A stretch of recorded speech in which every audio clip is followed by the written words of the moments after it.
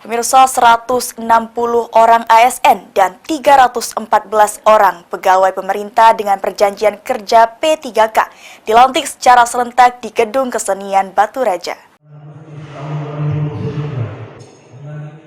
PJ Bupati Oku Teddy Melwansyah melantik secara langsung ASN dan P3K formasi tahun 2022 dan 2023 di Gedung Kesenian Batu Raja.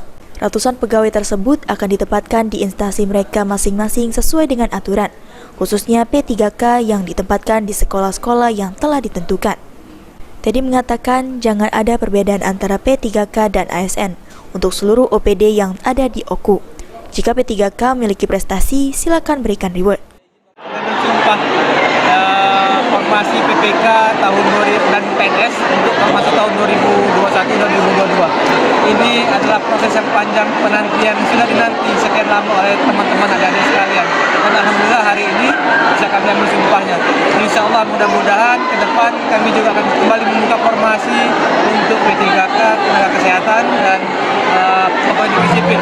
Mudah-mudahan kita punya kemampuan, terutama di bidang keuangan dan penganggaran, sehingga semua bisa kita akomodir, semua bisa kita tampung untuk menjadi PNS dengan perjanjian kerja.